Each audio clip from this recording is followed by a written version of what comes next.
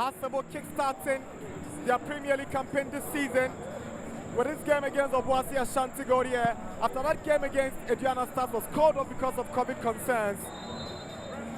They got the game underway, and right away Emmanuel Nete tried to locate Daniel Barnier, but right from there it was Ashgold with Yawano coming in with his belter of a drive. That was explosive from Yawano. Yeah, it really was a fantastic strike and matched by a brilliant save by the goalkeeper as well.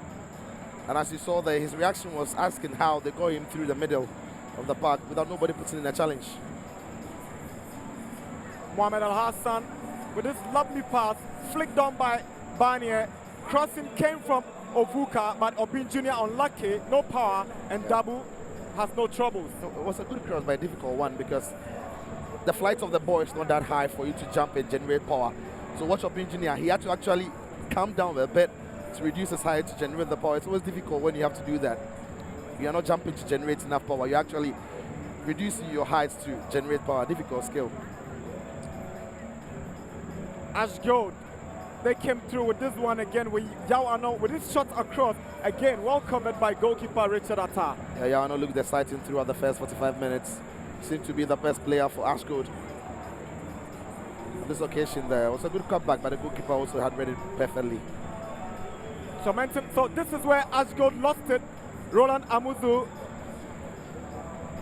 gave this ball to Amos, who gave it away. Yeah. And Daniel Barnier did well to follow up. Some comical defending at this stage. It was a bad pass. And it's a gift to Obin Jr. It was a bad pass by the captain, but Barnier wasn't giving up on it. He was chasing and they put Amuzu in trouble. Tried to score, but once he deflected off the Ashgold defender, Enu, and fell into the path of the striker, Obin Jr., was never going to miss from that range. Never. Obin Jr. makes no mistake, scores the first goal for the Phobians, and that goal seemed to have settled the Phobians. He had an opportunity for a second, raced into the Ashgold area, but the final product was very poor from the goal scorer. Absolutely, that was poor defending by Ashgold to begin with, but that was also a very poor miss there. The goalkeeper was off his line. He could have dinged the goalkeeper or perhaps set Patrick Razak through on goal to find the empty net. He missed that opportunity. That could have made it 2-0 by Hartlepool, but it's all to play for in the second 45 minutes. That's all to play for in the 45 minutes.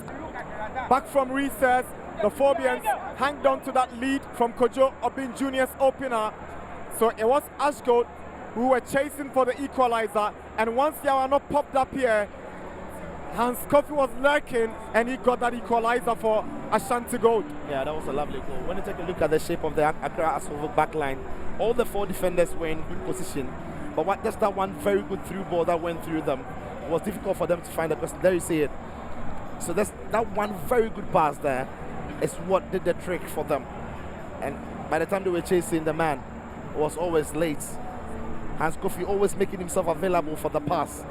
And they took the risk from the back of the net, not without pain, but it's one that he would take. He had to take the risk. Yeah, he had to. He had to, Hans Kofi. Accra Hartlepool at this stage